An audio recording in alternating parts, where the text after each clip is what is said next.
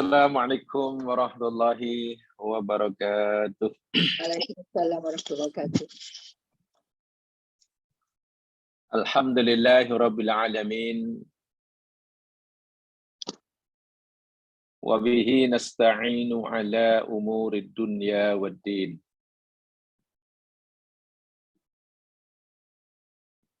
Assalatu wassalamu ala ashrafil anbiya wal mursalin. Nabina wa rasulina Muhammad sallallahu alaihi wasallam. Al-mab'uth rahmatan lil alamin. Wa ala alihi wa ashabihi wa atba'ihi ila yaumiddin. Rabbi shrah li sadri wa yassir li amri wahlul 'uqdatam min lisani yafqahu qawli. Amma ba'd.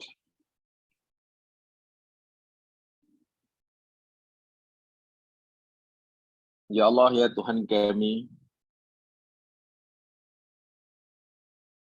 jika saat ini ada di antara kami yang sedang sakit, sembuhkanlah dia. Beri dia kemampuan untuk bersabar terhadap segala ujian yang Engkau tetapkan baginya. Jika saat ini ada di antara kami yang sedang terlena dan terleka dengan kehidupan dunia, ingatkan dia ya Allah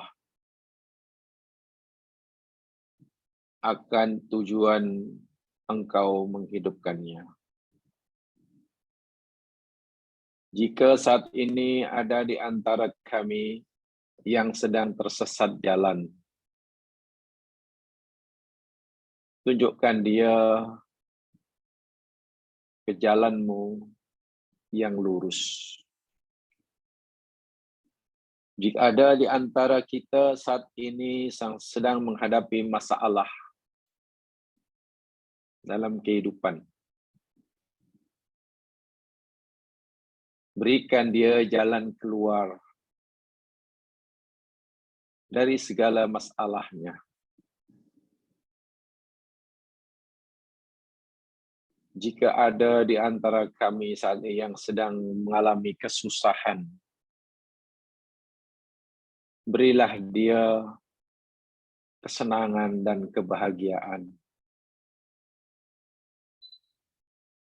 Ya Allah, ya Tuhan kami, jika saat ini ada di antara kami yang sedang bergaduh dan bertengkar serta bermusuhan, damaikan mereka. Satukan hati-hati mereka dalam keimanan dan keislam. Ya Allah, berkatilah umur dan usia yang Engkau berikan kepada kami. Jika umur dan usia yang Engkau berikan pada kami yang telah kami gunakan, yang kami telah salah gunakan, ampunkanlah dosa kami. Berkatilah dan bimbing kami dalam menjalani kehidupan kami pada sisa umur dan usia kami ini. sehingga kami dapat berjumpa denganmu, ya Allah, dalam keadaan tenang, dalam keadaan Engkau meridhai kami, dan kami pun ridho akan Engkau. Amin. Ya Rabbal Alamin.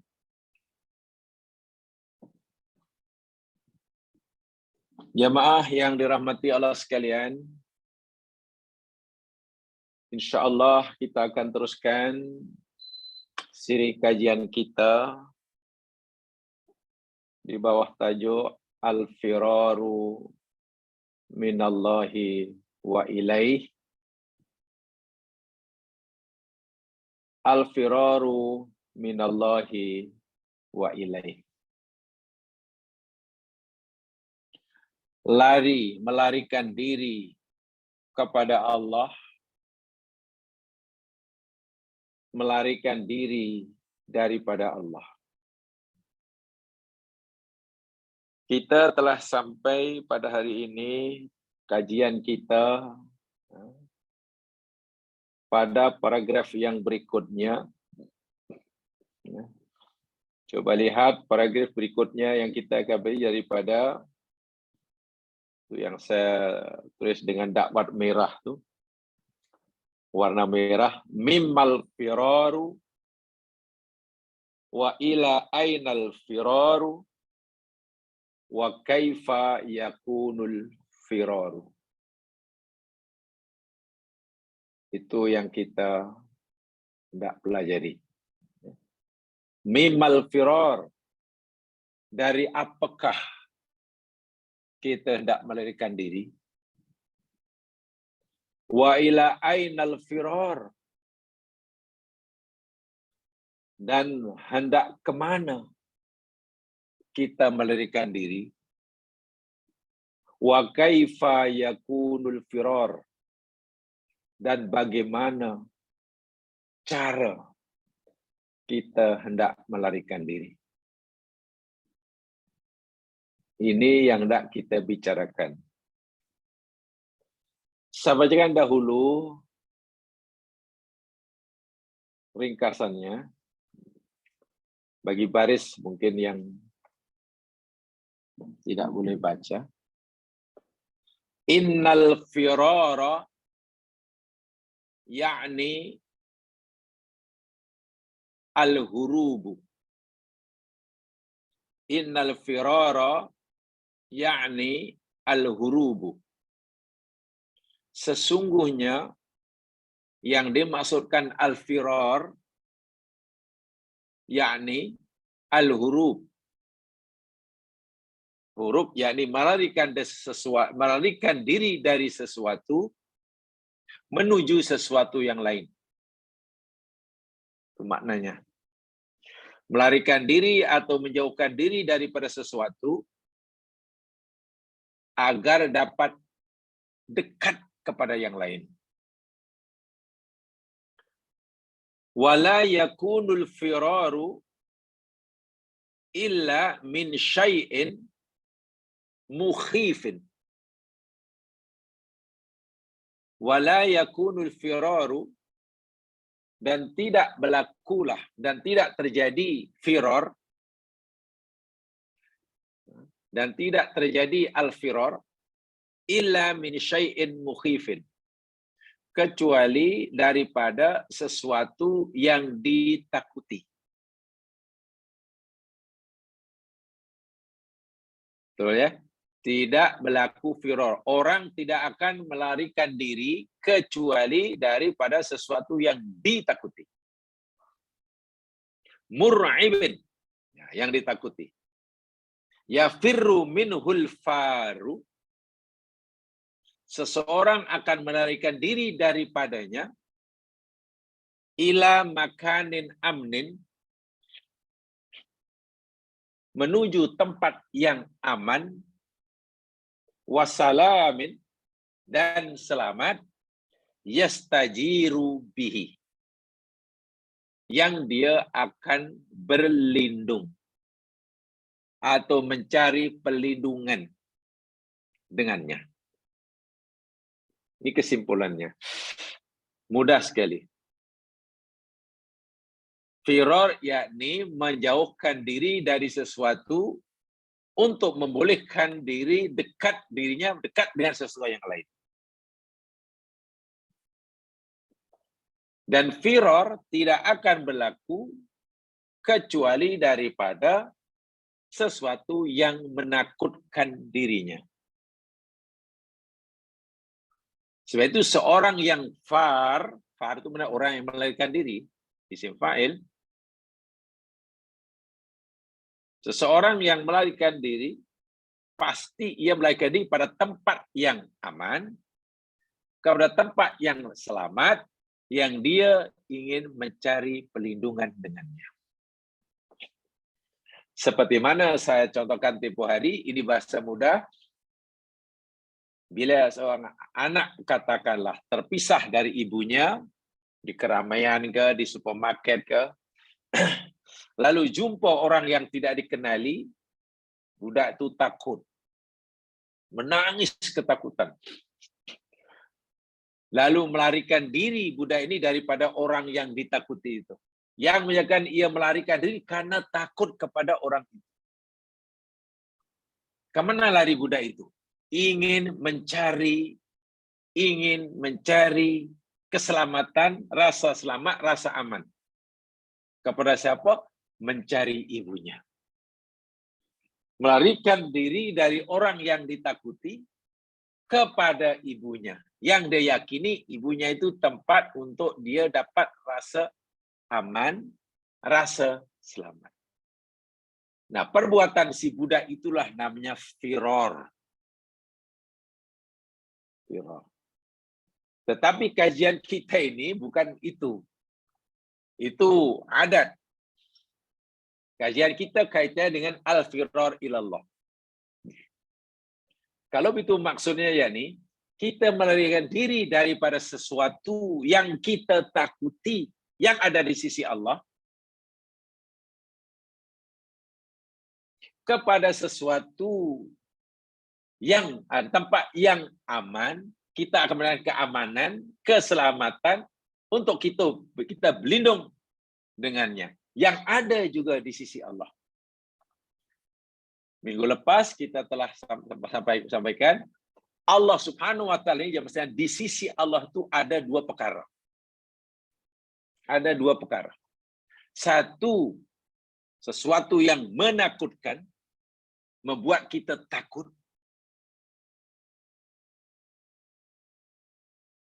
Yang kedua, apa yang di sisi Allah itu? Sesuatu yang membuat kita tertarik, kita seronok, kita tenang. Sehingga apa yang ada di sisi Allah itu, dua itu, yang satu menimbulkan rasa khauf, sehingga kita melarikan diri, menjauhkan diri daripadanya.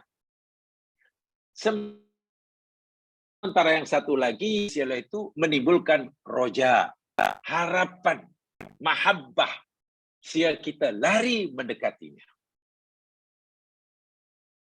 Inilah al-firar ilallah wa minhu. Al-firaru ilallahi wa minhu. Apa sesuatu yang ada di sisi Allah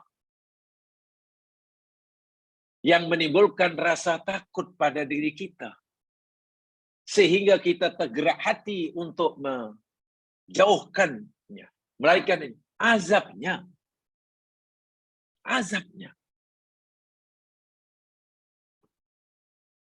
Di sisi Allah tuh ada azab. Allah banyak kali cerita dalam Al-Quran, dan di sisiku ada azab yang pedih. Di sisi Allah tuh ada azab yang sangat pedih. Itu banyak kali dalam Al-Quran. Nah, azabnya itulah yang sepatutnya menimbulkan rasa takut. Yang dengan rasa takut itu kita berusaha untuk melarikan diri, menjauhkan diri daripadanya. Dan Allah sudah sangat jelas di dalam Al-Quran dan hadis Nabi, melarikan diri daripada siksa Allah Karena didorong oleh rasa khauf, takut, itu dengan meninggalkan perbuatan-perbuatan yang ditegah olehnya. Karena apa saja yang dilarang oleh Allah, apa yang dilarang oleh Allah SWT, bila kita melanggarnya, itu bukan membuat kita makin jauh daripada sesuatu yang kita takuti, yakni azabnya. Tapi sebaliknya, malah akan menyebabkan kita makin dekat kepadanya.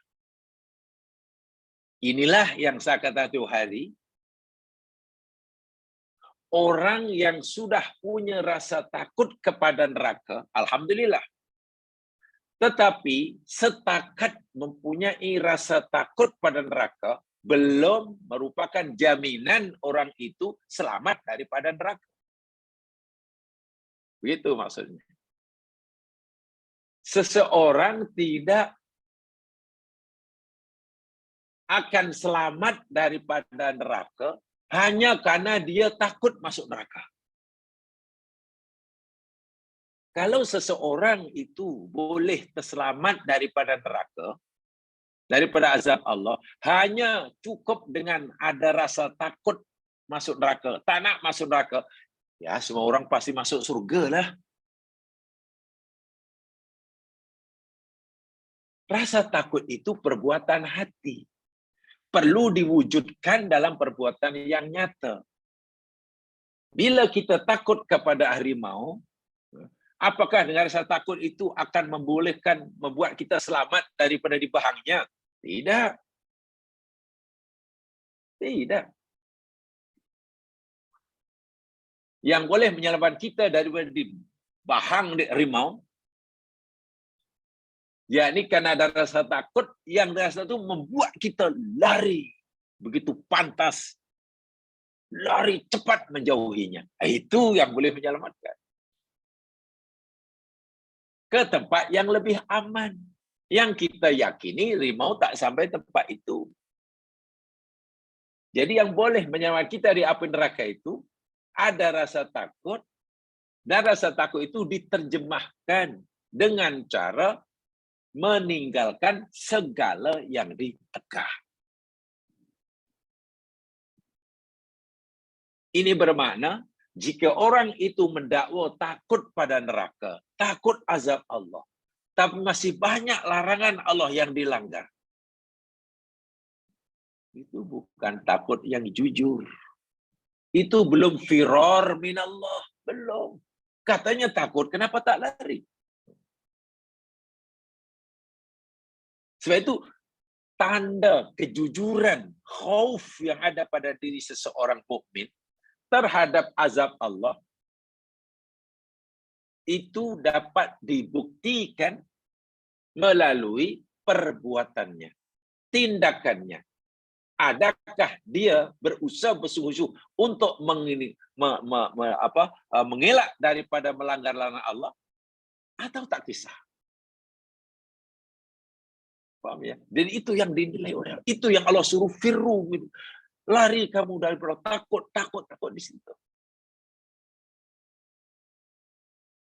Cukupkah kita hanya meninggalkan larangannya karena takut siksanya?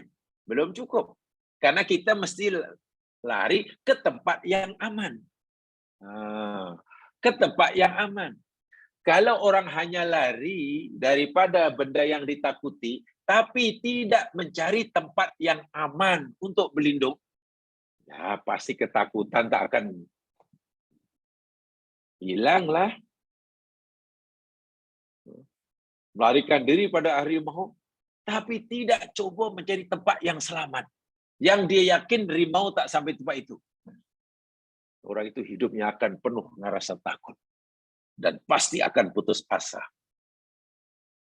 Jadi, cukupkah seseorang itu hanya takut azab Allah dengan meninggalkan larangannya? Jawabannya belum cukup. Kenapa? Walaupun ia telah berjaya melarikan diri daripada yang ditakuti, yakni neraka, dia mesti mencari tempat mendekat diri kepada tempat yang aman, yang selamat untuk dia berlindung. Mana tempat yang aman, mana tempat yang selamat untuk kita berlindung daripada apa yang kita takuti? Melakukan apa yang disuruh. Surga kan? Surga. Melakukan apa yang disuruh. Jadi dengan meninggalkan larangan Allah itu bermakna kita telah menerjemahkan, membuktikan rasa takut kita daripada neraka.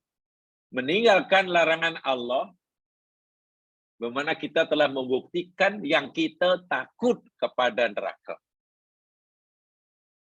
Tinggal satu, kita cari tempat yang aman dan selamat. Untuk membuktikan yang kita nak sangat tempat yang aman dan selamat, ya, yakni surga, buatlah apa yang disuruh. Hidup tu hanya begitu formula dia. Sangat sederhana. Formulanya sangat sederhana, teorinya sangat sederhana. Maklum, agama Allah ini mudah. Jadi dari segi teori dia, formula dia mudah.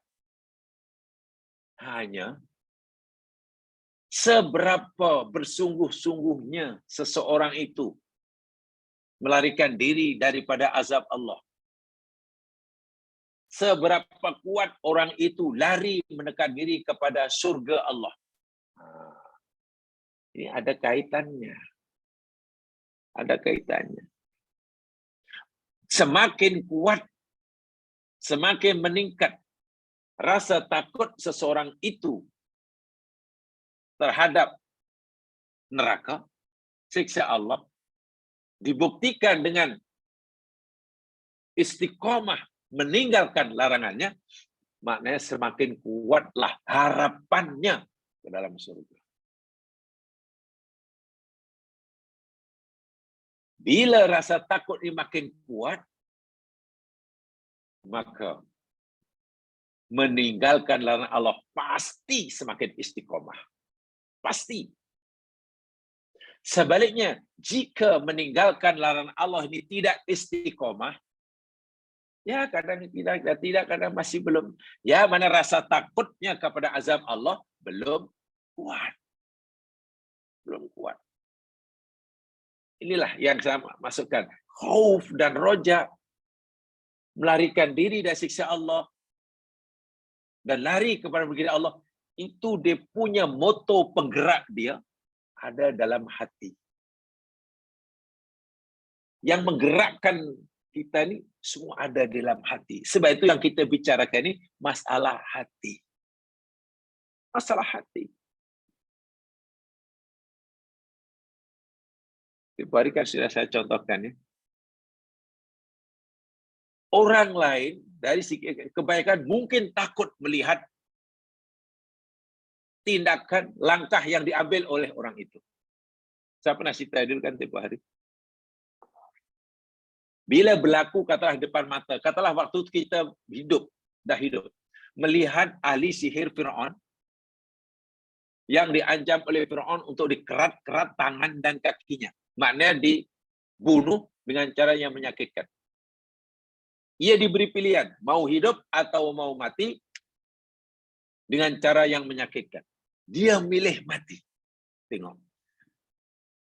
Diberi pilihan untuk hidup atau untuk mati, tapi dia memilih untuk mati. Itu pun diberitahu cara kematiannya akan dikerat-kerat tangan dan kakinya. Sangat menyakitkan. Tapi kenapa orang itu memilih mati? Apa yang kan ia memilih mati? Dari mana kekuatan yang ia dapat sehingga ia berani menghadapi kematian yang sangat menyakitkan? Dalam surah Toha sudah ada kisahnya, saya tidak perlu mengulanginya ayatnya. Jangan tahu dari mana kekuatan itu.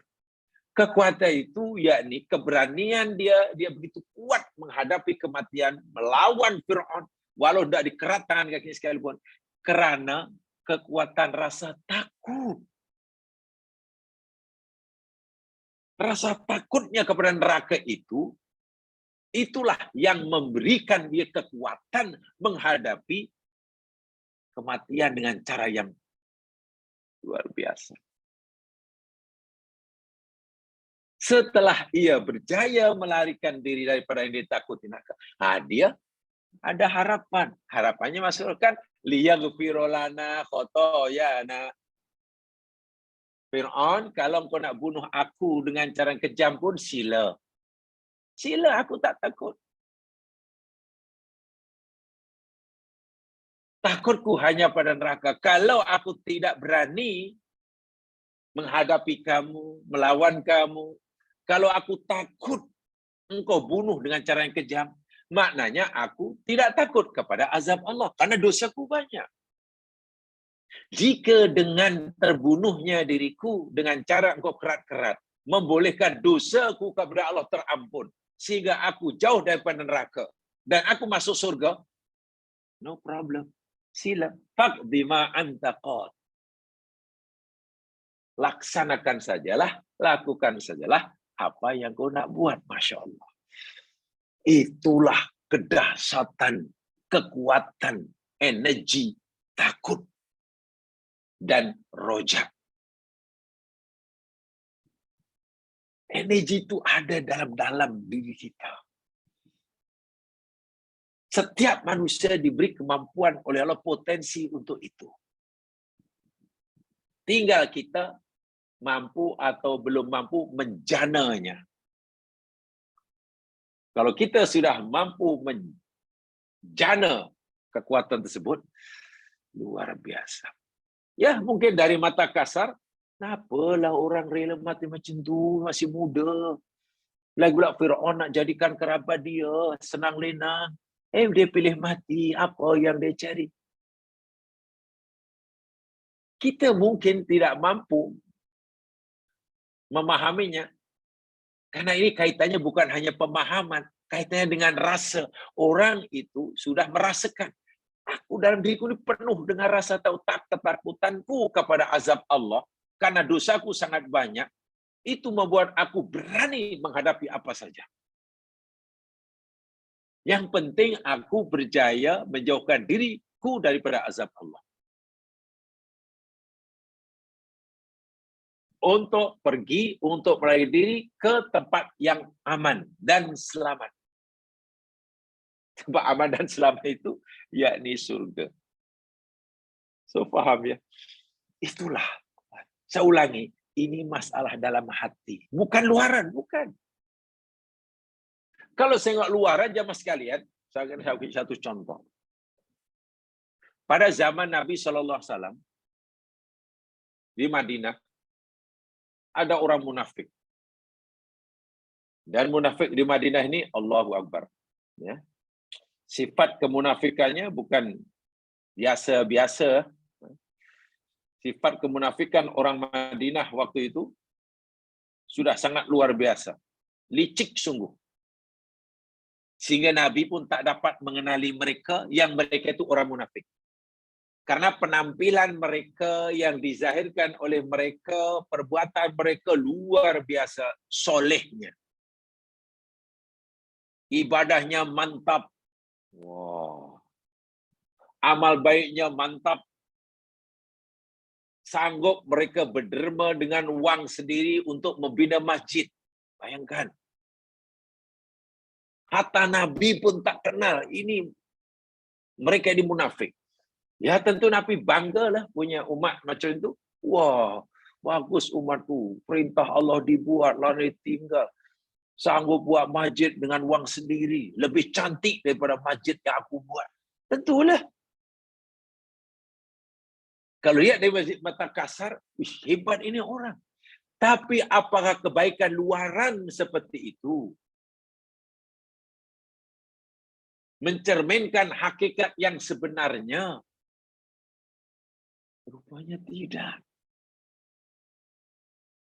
Apakah betul perbuatan baik, amal soleh mereka, ibadah mereka yang mantap, kesanggupan mereka membina masjid dengan wang sendiri, itu bukti bahwa mereka itu takut daripada neraka, melarikan diri daripada murka Allah. Rupa-rupanya tidak. Dan itu munafik. Nabi tak tahu. Sebab khauf itu letaknya dalam hati. Jadi kalau dilihat dari segi mata kasar lah, ibadah setengah orang munafik pada zaman Nabi dari segi luaran, dibandingkan dengan ibadah sahabat Nabi mukmin yang sejati dari sisi zahir, lebih kurang sama. Lebih kurang sama. Solatnya sama, aduh, infaknya, perangnya, sama, tak ada bezanya dari sini. Tapi hisabnya di sisi Allah berbeza. Karena tuh yang dalam tadi.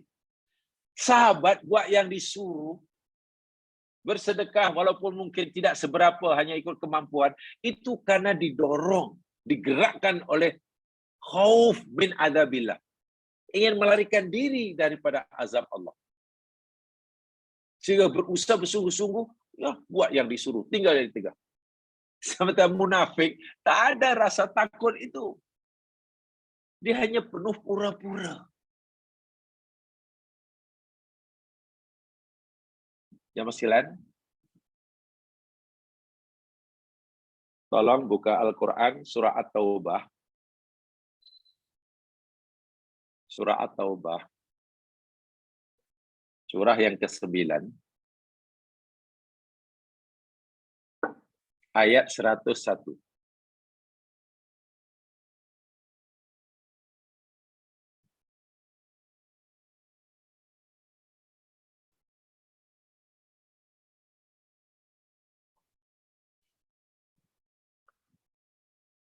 Surah yang ke-9 ayat 101. Coba macam mana kita menggambarkan, membayangkan orang yang Allah sebut dalam ayat ini. Wa mimman haulakum minal a'rabi munafiqun.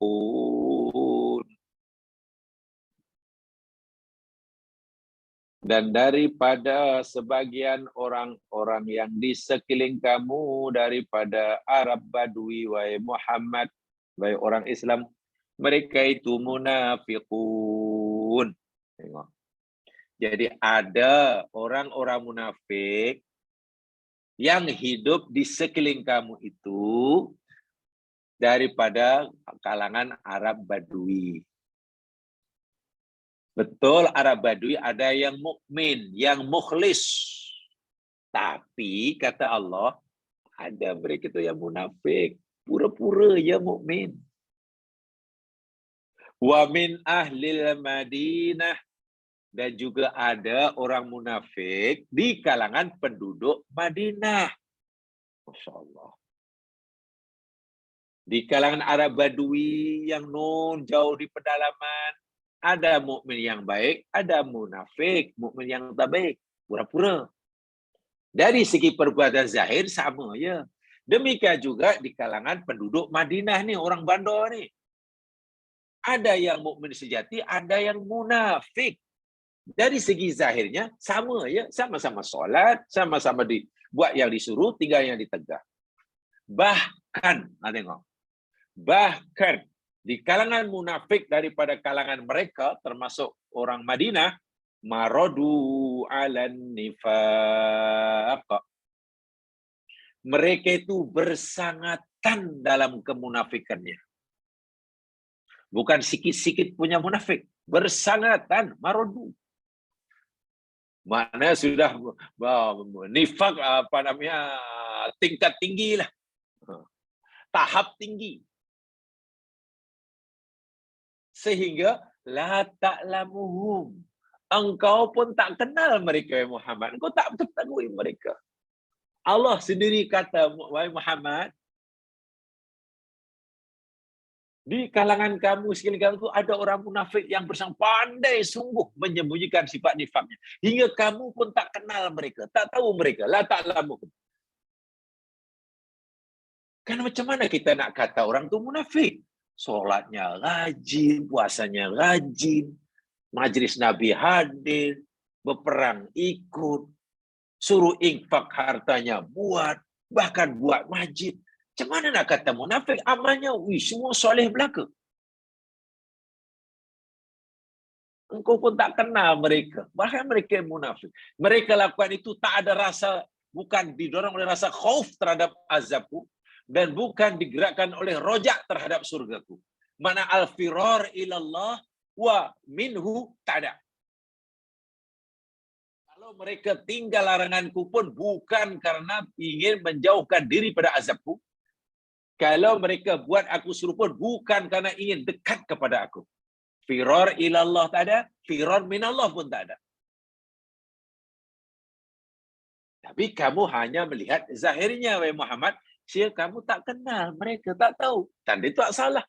Tapi jangan khawatir. Nahnu na'lamuhum, kata Allah. Kami, merujuk pada Allah maksudnya, kami tahu mereka ini. Dari segi zahir, tadi mantap ibadahnya. Tapi jika ia tinggal yang aku tegah pun bukan digerakkan oleh huruf atau firar minni. Bila ketika ia melakukan apa yang aku suruh pun bukan digerakkan oleh rojak firar ilayya. Orang macam ini, wahai Muhammad, sanu'adzibuhum. Kami akan siksa mereka. Bukan sekali, muarrotain, 2 kali. Wa'iyadzubillah, kematubillah. Kami akan siksa 2 kali. Di dunia ni tentunya ni. Hidupnya tak pernah tenang. Saya tidak ingin menjelaskan marrotan apa maksudnya, sebab itu tafsirnya panjang itu di dunia. Di akhirat macam mana? Tsumma yuradduna ila adzabin azim. Kemudian nanti di akhirat mereka akan dikembalikan pada azab yang sangat-sangat besar. Pelik tak pelik? Orang dari segi zahir, dari segi fi'lul ma'murat wa tarkul manhiyat. Seseorang yang amalnya dari aspek melakukan suruhan dan meninggalkan suruhan mantap, tetapi diazab dengan azab yang pedih. Apa puncanya? Puncanya yakni kerana itu tadi. Apakah motif ia tinggal yang tegah? Apakah motif ia melakukan yang disuruh? Apakah yang menggerakkannya? Yang ada dalam hati itu apa? Itulah yang saya kata tadi. Firar itu rupanya di sini menggerakkan. Itu yang dinilai. Pertanyaannya, kalau seseorang dari segi buat yang disuruh, tinggal yang ditegah, itu sudah sangat mantap. Itu pun Allah kata akan dihumban dalam neraka. Karena tidak digerakkan oleh khauf dan roja. Tidak digerakkan oleh firar ilallah dan firar minallah. Bagaimana kalau amal zahirnya, buat yang disuruh pun belum semuanya, tinggal yang ditegah pun juga belum semuanya. Dan yang dibuat pun, perbuatan yang tinggal itu pun bukan didorong oleh rasa khauf, buat yang disuruh pun bukan atas dasar roja. Maknanya tidak ada dasar firar ilallah dan firar minallah. Sedangkan yang amal ibadahnya terlalu mantap pun, bila kedua-dua itu tidak ada, dihumban dalam neraka. Ini yang perlu kita fikir dan renungkan. Untuk kita jadikan bahan muhasabah diri. Iya ya. Sebetulnya aku buat yang diperintah ini, ada tak didorong oleh keinginan saya untuk mendekatkan diri kepada Allah? Firar ilallah. Atau jangan-jangan buat yang disuruh ini, ya biasanya buat-buat. Biasanya buat-buat lah. Adakah aku meninggalkan larangan ini betul-betul sudah kerana digerakkan oleh rasa takut terhadap azabnya, sehingga aku perlu menjauhkan diri, melarikan diri padanya. Atau jangan-jangan aku tinggal yang di tengah ini, ya biasa Kak. Masih minta maaf ditentukan oleh tempat dan keadaan. Ya, karena tempatnya ini, keadaan ini semua orang tinggal yang di tengah, buat yang disuruh, ya kita pun buatlah. Tengok semua orang baik-baik belaka, tak ada yang cakap bohong, rajin sedekah, berebut nak pergi masjid awal, sanggup menunggu waktu solat, zikir panjang, tak. Ya, nampaknya saya mesti ikut jugalah. Karena semua orang buat begitu. Solatnya sentiasa tepat waktu. Bahkan belum masuk waktu sudah tunggu solat. Maklum semua orang buat. Contohnya mana? Di Makkah. Di Makkah kan kita jangan merasa asing, merasa keseorangan bila tak pergi jamaah. Betul kan? Karena semua orang pergi jamaah. Di Makkah ni hati-hati, jangan cakap bohong, jangan cakap besar, jangan menipu. Di Makkah. Tapi adakah keadaan kita seperti itu?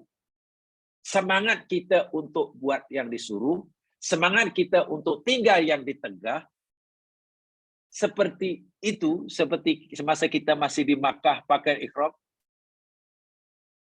Ketika kita sudah tidak lagi berikhram dan tidak di Makkah, ya mungkin kita cuti ke belahan dunia mana, umpamanya.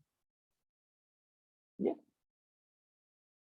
Mungkin cuti orang ni, jangan-jangan, tak payahlah, buat aja lah, semua orang pun buat. Ini dah masuk solat, tak payahlah, tak solat pun tak apa, tak ada pun orang solat. Coba. Betulkah kalau itu kita buat yang disuruh tinggal dia itu karena ada ingin firar ilallah dan firar minallah? Sebab itu penentu dia. Ingat ya mas sekalian, ayat yang kita baca di surah Taubah ini orang munafik yang ibadah zahirnya, buat yang disuruh tinggal dia itu mantap, saya kata, hebat, tak ada cacat celah.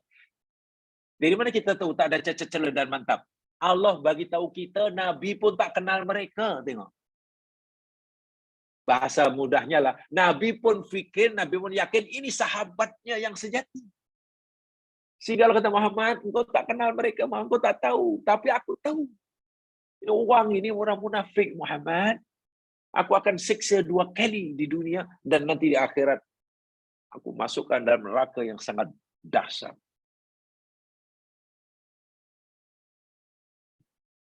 Ini yang Allahu Akbar.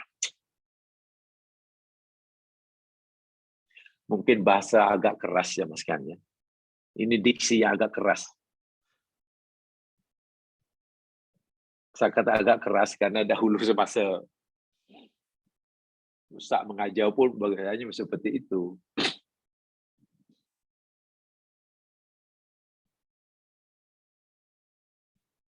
Solat rapat solatnya.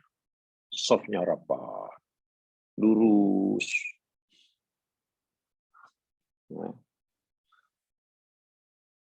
Suruh ikut Pak Imam.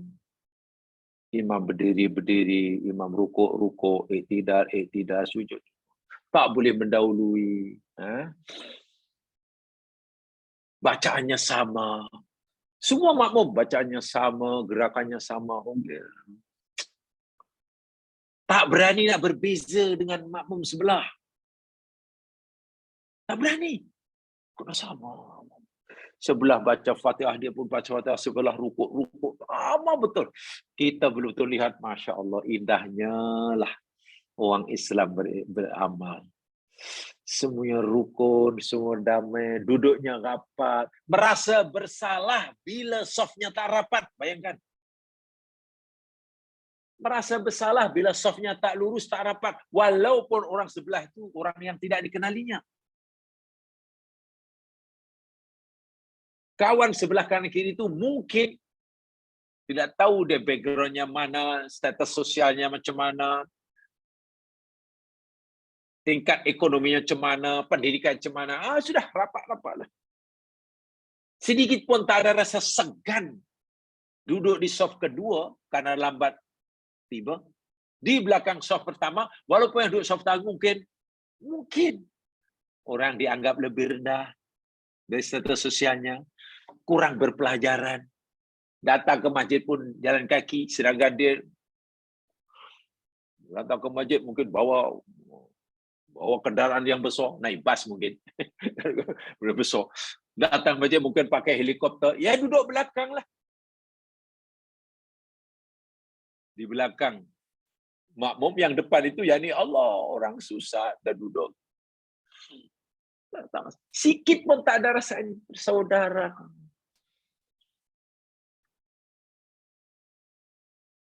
Masalahnya, kita sanggup duduk rapat-rapat, berdiri rapat-rapat, lurus, gerakannya sama saja itu. Maknanya itu, kita buat yang disuruh itulah. Buat yang disuruh itu. Adakah karena kita ingin melarikan diri kepada Allah, karena ikut yang disuruh, dan kita tak mau renggang, tak mau berbeza bacaan, karena kita takut melanggar larangannya. Takut dosa maknanya. Tak bisa. Kalau sudah, alhamdulillah. Alhamdulillah. Tapi ingat, solat itu hanya sebagian daripada perintah Allah, dari sekian banyak perintah Allah. Itu hanya sebagian. Kejujuran kita dalam al-firar ilallah wal-firar minallah semasa solat itu akan dilihat oleh Allah, diperhatikan oleh Allah ketika kita sudah tidak solat.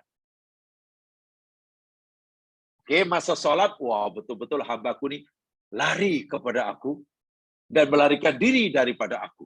Sebab itu dia tak mau buat apa yang aku larang, dan dia hanya buat apa yang aku suruh. Woi, betul-betul ni. Mantap, al-firar ilallah wal-firar minallah. Tapi ingat, solat hanya sebahagian saja dari perintah Allah. Dan itu hanya makan beberapa saat, menit dalam solat. Nanti Allah akan lihat, akan nilai kita. Lepas solat macam mana? Ada lepas solat agak-agak, hamba aku ni masih duduk saf yang sama, tidak mau menyakiti, tidak mau. Itu yang dilihat. Tapi realiti dia kan belum seperti itu. Masa solat lurus rapat, lepas solat apa? Gaduh. Gaduh, ya mas sekalian. Masa solat ingin mendekatkan dirinya dengan orang lain. Masa solat rapat. Di luar solat berusaha untuk menjarakkan diri daripada orang lain. Walaupun orang lain itu sama Islam. Dan tengok apa yang tinggal hari ini. Di mana-mana. Di luar solat, kalau boleh makin jauh. Saya masih ingat kata Pak Kiai yang mengajar dahulu, nanti kamu jangan jadi macam itu, Allah tahu. Masuk solat, ini Pak Kiai menggunakan bahasa agak filosofis waktu itu. Dia kata, nanti bila kamu di masyarakat, janganlah kamu hanya rajin membuat jambatan yang boleh menghubungkan kamu dengan orang muslim yang lain hanya semasa solat. Nak dekat, nak lurus, nak bersahabat, nak orang itu. Itu maknanya membuat jambatan.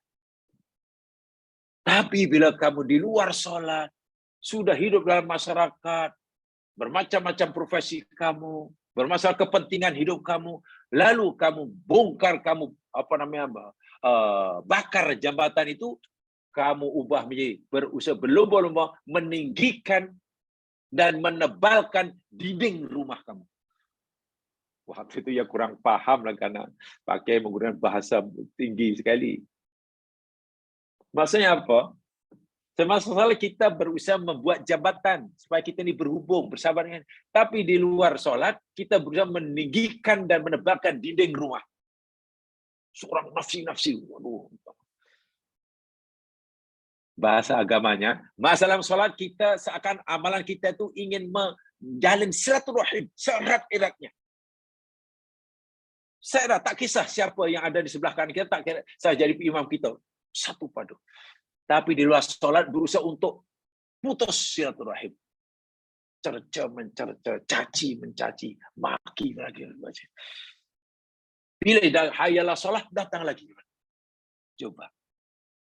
Betulkah kita ingin bersatu padu, buat apa yang suruh tadi?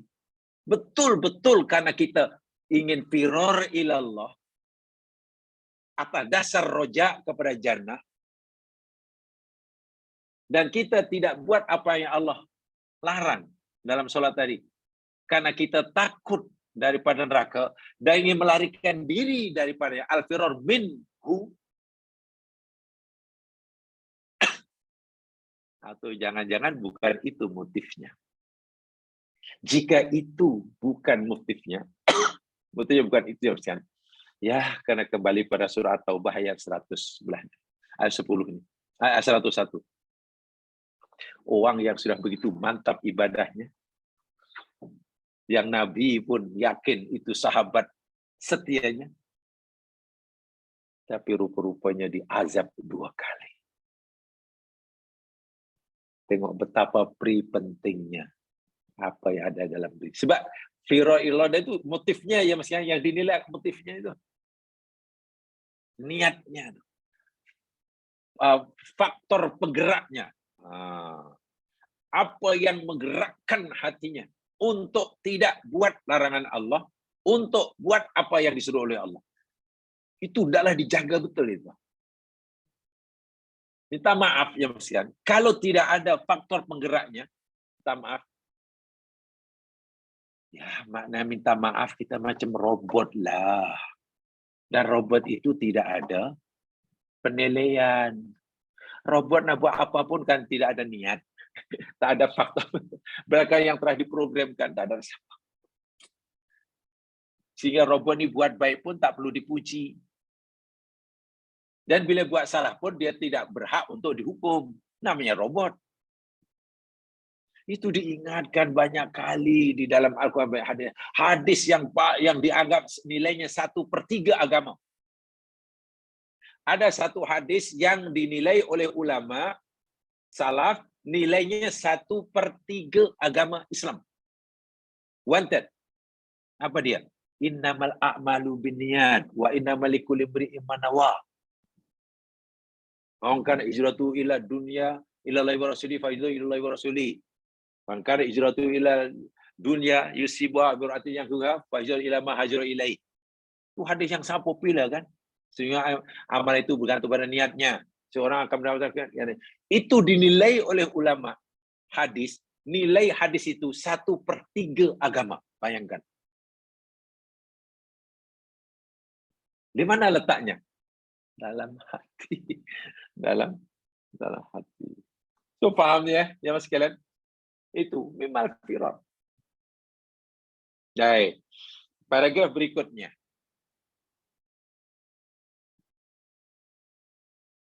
Ada yang ingin membacakan? Tolong, saya nak tahu. Mungkin modal bahasa Arab yang telah dimiliki mungkin boleh di ini. Boleh? Ada yang ingin membacakan? Qala al-Qushairi fi tafsirihi. Boleh bacakan? Ada. Atau saya minta tolong. Lama saya tak ini ya, tak dengar ini. Boleh, Puan Arfah. Puan Arfah Muhammad. Boleh tolong bacakan ini paragraf berikutnya ni. Qala al-Qushairi.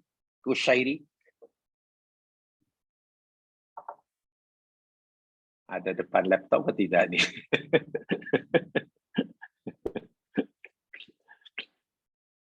Takut laptop on tadi orang tak ada, kacau juga.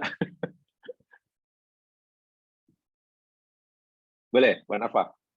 Ada?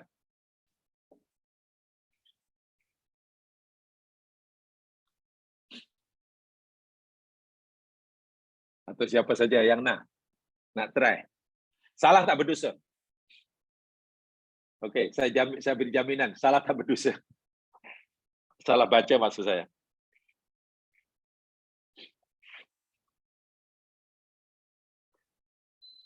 Saya? Tak ada, tak apalah, saya baca sendiri. Qala al-Qushairi fi tafsirihi. Imam Al-Qusairi berpendapat dalam kitab tafsirnya, begini. Innal insana baina ihda halataini.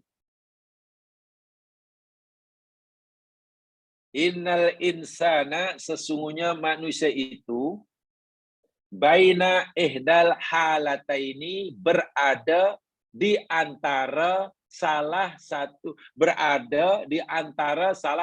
dua keadaan.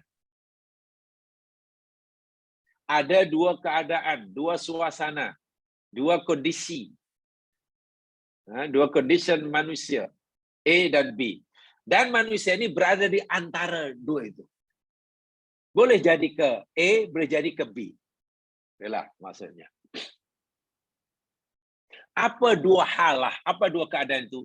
Imma halatun, la halatu rohbatin fi syai', sama ada keadaan menyukai, menginginkan, mengharapkan pada sesuatu, au halatu rohbatin min syai', atau dalam keadaan ia takut, tidak menyukai akan sesuatu.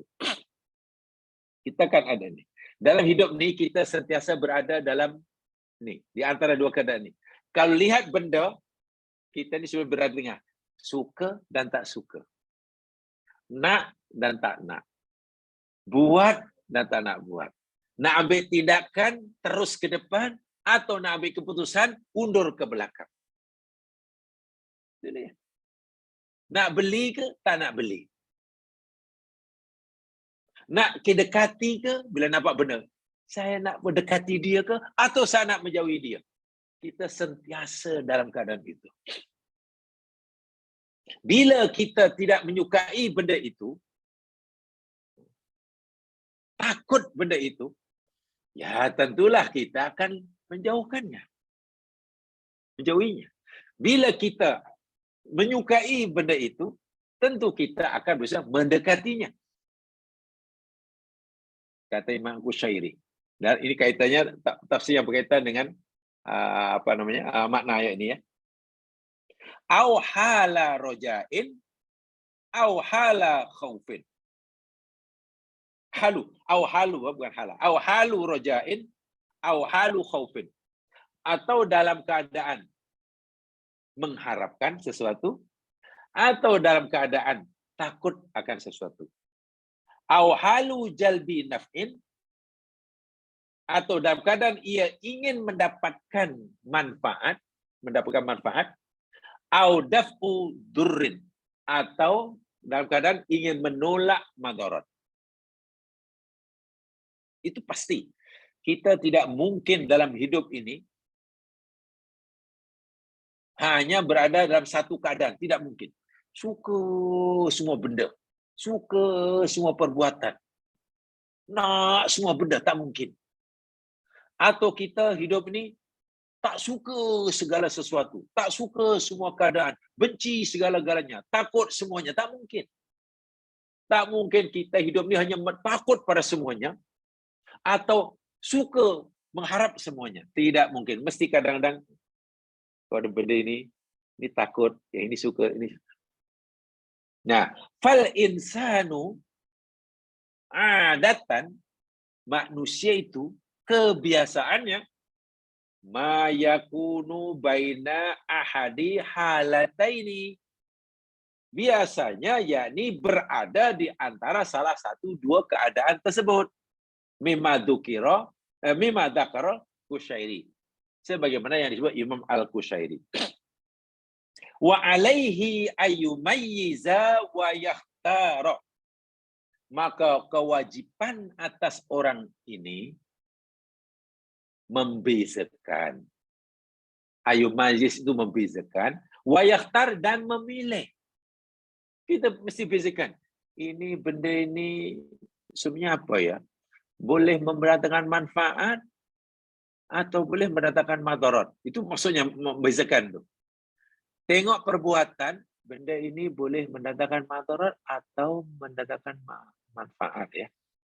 Nah, setelah berjaya membezakan memberi manfaatkah atau mereka madorotkah, merugikankah atau menguntungkan, wayahtar. Kemudian memilih wahidatan minhuma. Salah satu dari keduanya. Paham ya? Mudah ini difahami kata Imam Ghazali ini. Kesimpulannya macam mana? Wal aqilu, dan orang yang berakal. Orang yang berakal sehat. Sayakunu firaruhu ila ma yakunu fihi najatuhu. Itu kesimpulannya. Orang yang berpikiran waras, berakal sehat, berpikir cerdas, sayakunu firaruhu, maka ia akan melarikan dirinya ila ma yakunu fihi najatuhu, kepada sesuatu yang menyebabkan ia memperoleh keselamatan dirinya. Orang yang berakal waras pasti ia akan lari kepada sesuatu yang akan memberikan keselamatan, bukan lari kepada sesuatu yang akan merugikannya. Itu orang yang pasti pilih yang memberi manfaat lah. Larinya kepada yang memberi manfaat, bukan kepada yang memberi madarat. Bukankah hidup ini sebenarnya di sini nih formula untuk berjaya dunia akhirat? Tapi seringkali berfikir yang sangat basic yang diajarkan oleh agama ini, seringkali kita manusia ini tidak mengamalkannya, tidak melakukannya secara istiqomah, secara konsisten. Ya kadang-kadang betul pikiran kita berfungsi, tapi kadang-kadang salah. Kita lebih mendekat kepada yang membahayakan dan menjauh daripada yang menyelamatkan. Jadi salah, firor kita salah. Sebenarnya kita firor, melarikan diri daripada yang menakutkan kepada yang menggembirakan, tapi tidak. Melarikan diri pada sesuatu yang sebenarnya memberikan kita kegembiraan, berdekat kepada.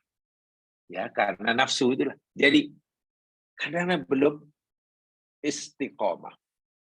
Belum istiqomah. Baik. Kata Imam Al-Qusari berikutnya, wal amru bil fi'li fafirru, dan perintah Allah dengan perbuatan fafirru ilallah. Fafirru ilallah. Kan di dalam ayat ini ya Mas Glenn, ya. Dalil ayat ini kan fafirru ilallah yang kita telah belajar itu berdasarkan surah Ad-Dariyat ayat 50 dah. Ad-Dariyat 50 di atas itu sudah. Fafirru ilallah inni lakum minhu nadhirun mubin. Maka perintah perbuatan fafirru, larilah, yastaujibul isra fil huruf. Allahu Akbar. Kalimah firru itu jamaah sekalian, ya, mengandungi perintah bersegera, yastaujibu, memastikan, mewajibkan kita untuk segera, isra, daripada syari'un. Al-isra fil huruf, segera dalam lari, bukan perlahan-lahan, bukan nanti dulu, bukan tangguh-tangguh. Ibarat bangunan dah nak runtuh, hanya menunggu sajalah kiraan, countdown, 10, 9, 8, lalu ada arahan, keluar cepat, kita kejarlah, belum siap makan, saya makan belum habis, tak boleh. Mana perintah keluarlah, itu keluar dengan segera, serta-merta. Serta-merta. Lambat saja dihempap di rumah yang roboh itu. Karena rumah itu tinggal 10 saat akan roboh. Dia masih, apalah, saya nak makan belum habis, sedap pula. Masya Allah. Itu namanya isra' fil huruf. Jadi, firru bukan sekadar melari jauh, tidak. Segera ada perintah yang mewajibkan kita, ada arahan wajib kita untuk segera melakukannya. Jadi bila Allah kata fafirru ilallah, bersegeralah kamu lari mendekatkan diri pada Allah. Segeralah kamu tinggalkan larangan aku dan segera kamu lakukan perintah aku. Jangan tangguh-tangguh. Jangan tunda-tunda. Itu maksudnya. Penundaan walaupun sesaat adalah kerugian. Penundaan walaupun saat adalah kerugian. Subhanallah. Dalam sekali makna ayat Al-Quran. Menunda sesaat, mana kerugian? Oke, tak apalah, besok ajalah. Satu hari kita sudah rugi karena satu hari yang lepas tidak akan kembali. Esok ada tugasan baru.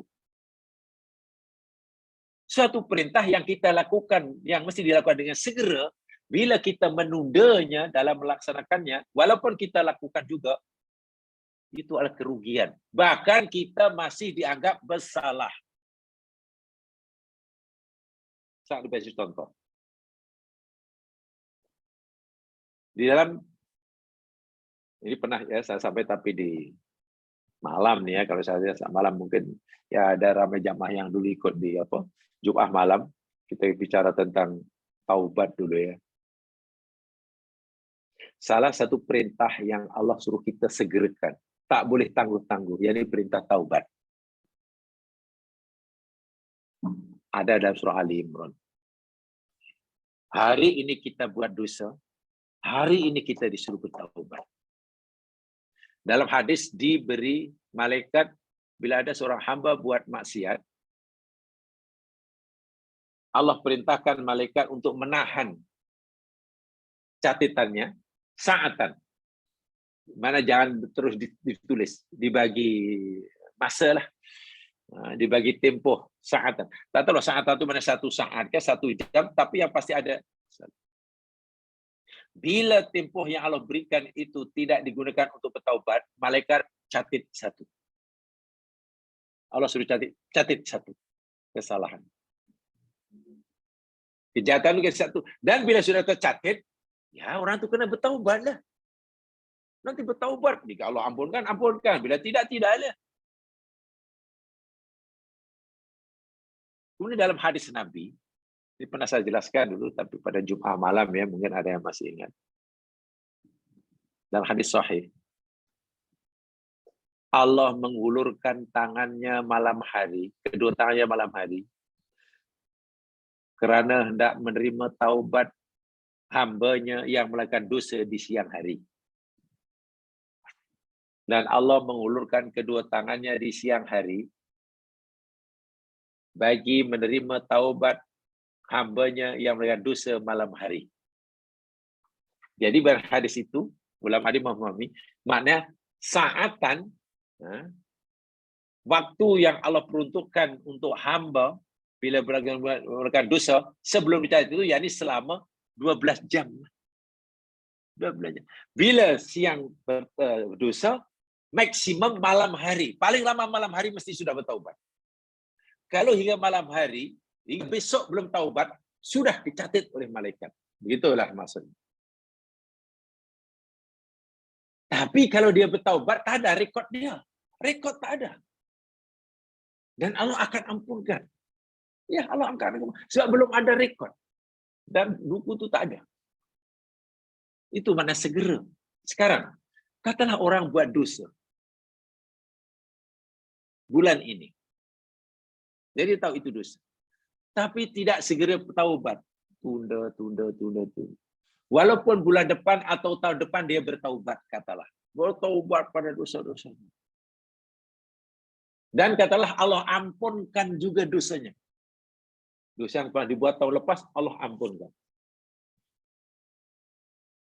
Kata Ibnu Qayyim apa? Orang itu masih berdosa. Sehingga ada lagi istilah at-taubah minat taubah. Bertaubat daripada dosa taubat. Bunyinya pelik. Orang itu mesti bertaubat bagi dosa taubatnya. Macam mana? Dosa tahun lepas, bertobat hari ini, Allah dah ampunkan, sudahlah.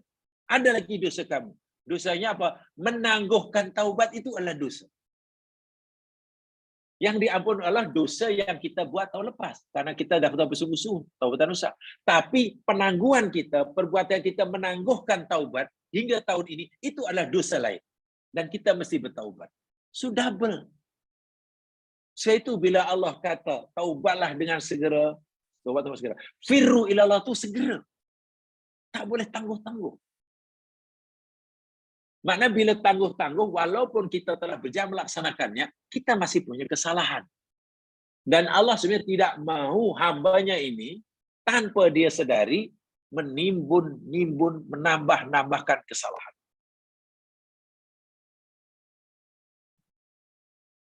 Pertanyaannya, berapa ramai daripada orang Islam, kalau Islam, yang merasa tidak bersalah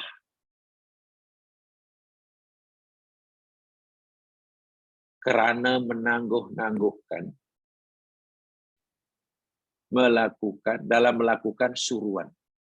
Wah, dia tahu itu suruhan, tapi menangguh-nangguhkan melakukannya. Nantilah. Betapa ramai orang Islam yang tidak merasa bersalah, bahkan bersahaja macam tak ada apa-apa. Menangguh-nangguhkan perbuatan, meninggalkan larangan yang sudah diketahui itu adalah larangan. Sebab ikut Al-Quran, fafiru ilallah, begitu kita tahu itu larangan Allah, sebelum kita tak tahu yang itu larangan Allah. Saat kita tahu itu larangan, saat itu kita tinggalkan. Selama ini kita tak tahu bahwa itu perintah Allah. Sebab itu kita tak buat. Setelah tahu itu perintah Allah, kita sudah tidak boleh ada tangguh-tangguh. Kecualilah ada udzur syar'i, alasan syar'i. Kalau perintah ada alasan syar'i lah menangguhkannya. Tahu haji itu wajib, tapi kan tidak segera karena ada udzur syar'i. Tak mampulah, tak dapat kota ke, lain cerita. Itu lain cerita. Tahu puasa itu wajib, tapi ada syar'i, tak bolehlah, sakitlah, faktor. Tak apa. Tapi larangan coba. Larangan. Wahai orang mukmin dan mukminat, itu ada kan dalam surah Al-Ahzab, surah Azab ada, surah An-Nur ada. Kesimpulan ayat itu, wahai orang mukmin dan mukminat, muslimin, muslimat, berpakaianlah kamu dengan menutup aurat kamu. Itu kesimpulan ayatnya. Mukmin laki, mukmin perempuan, muslim laki, muslim itu menutup aurat itu wajib. Wajib. Dan kita seorang mukmin tahu menutup aurat wajib. Maknanya, mahumnya, mendedahkan aurat itu dilarang. Paham ya? Itu mahumnya. Kalau menutup aurat itu wajib, maka mendedahkan aurat itu dilarang, itu haram. Dan kita tahu itu larangan Allah. Tapi kita tidak segera meninggalkannya. Kita tidak segera menghentikannya. Kita masih terus juga tidak menutup aurat. Itu satu kesalahan yang besar. Jadi di sini ada dua kesalahan.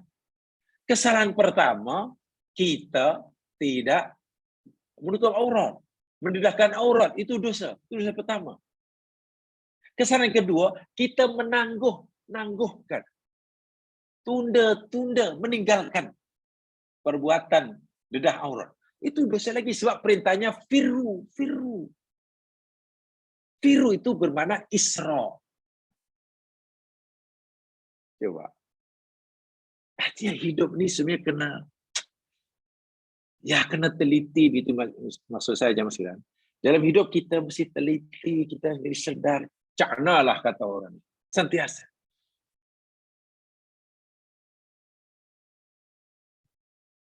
Alhamdulillah kita cakna. Tengok harga barang, kita ambil berat. Alhamdulillah. Oh, baru mana? Bagus, bagus. Ikut prihatin kerana barang naik.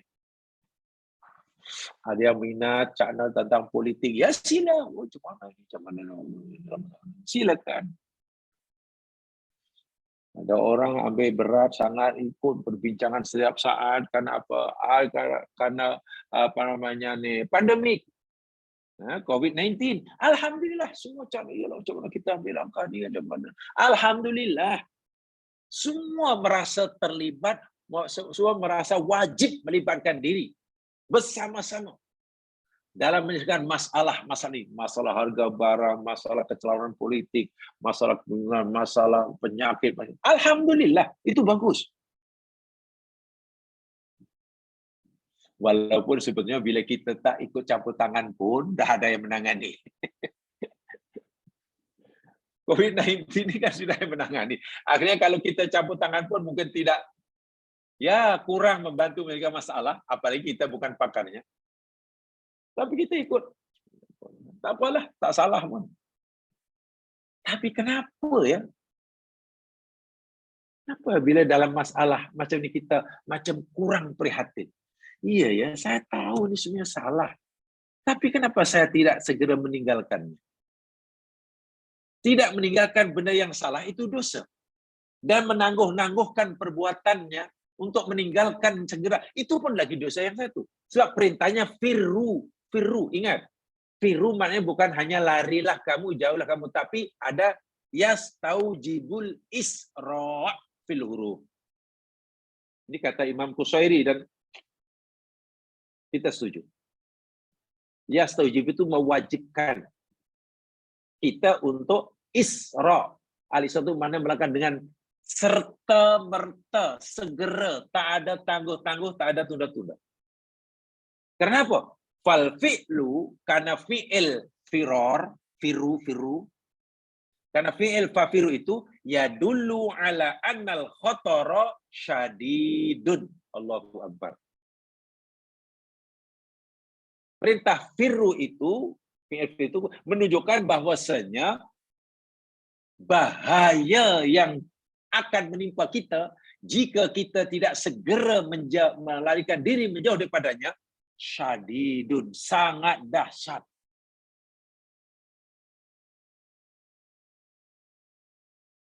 Duduk di bawah bangunan yang nak roboh, entah itu konkret yang besar, bila runtuh, Masya Allah, mata berat, kita mati. Karena bahaya sangat berat, kita cepat. Karena bahaya besar sekali. Tapi kita duduk di bawah apa? Ya, di bawah atau apa namanya, pokok jambu. Pokok jambu. Itu pun jambu yang merah, masih kecil aja. Dia cepat dia lari. Itu ada jambu kecil itu. Putik jambu nak jatuh. Kan kat kepala katnya. Tak sakit, takkan jambu kecil walaupun kita berlubang kepala, tak ada. Jadi kita pun suruh, "Dek, jangan duduk situ, Dek. Itu ada nanti ada jambu. Yang itu runtuh yang dah ni yang tak elok tu." Ya, kita taklah menyuruhnya dengan bersuruh segera pindah, lari, tak perlu. Kan madaratnya kecil aja. Paling-paling tertimpa jambu yang kecil itu sebesar guli. Tak rasalah. Atau dia lari itu atas tu ada burung. Kang burung tu berak nanti kena. Iyalah, memanglah madarat, tapi madarat hanya terkena tai burung. Taklah besar sangat. Jadi situ firru tak sesuai. Tak boleh kita gunakan firru. Tak sesuai. Firru tu pertama perintah yang mesti dilakukan dengan segera. Kedua, kerana madarat yang akan berlaku, yang timbul bila kita tidak segera, lagi khatir, anal khatar syadid, sangat dahsyat. Apalagi yang memberitahu sangat dahsyat itu Allah. Allah yang kata firru. Masya-Allah. Wa huwa ka'inun qaribun hasil. Allahu Akbar yang ketiga.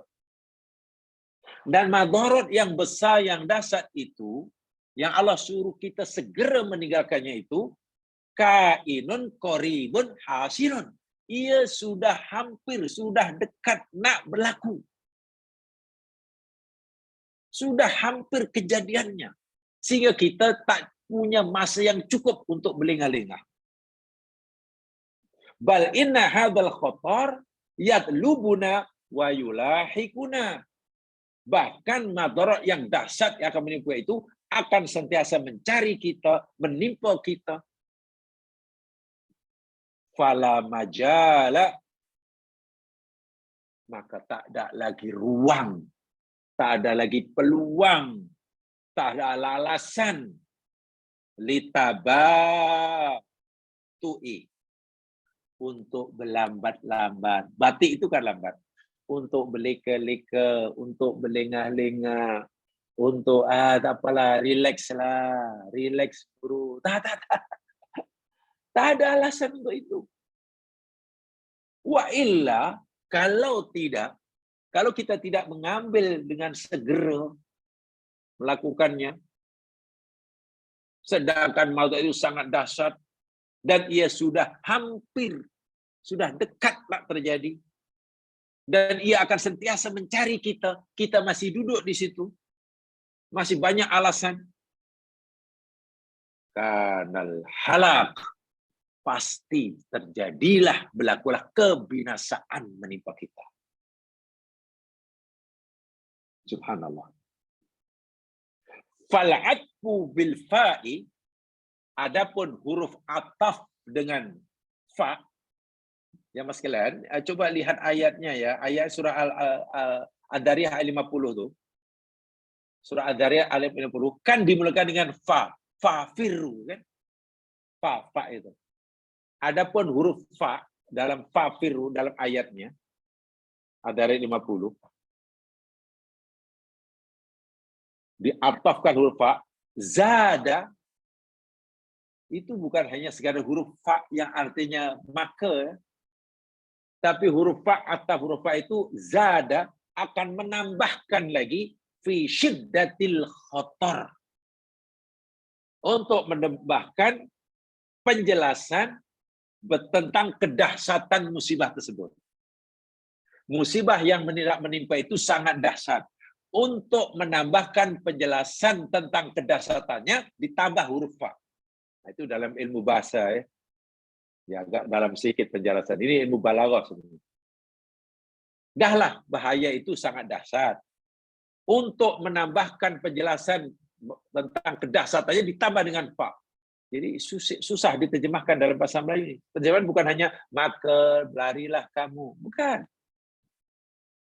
Maka larilah kamu kepada Allah, maknanya kamu hendaklah segera melarikan diri daripada bencana yang sangat dahsyat, yang kedahsyatannya tak terbayangkan, yang sudah dekat-dekat, hampir-hampir nak menimpa kamu.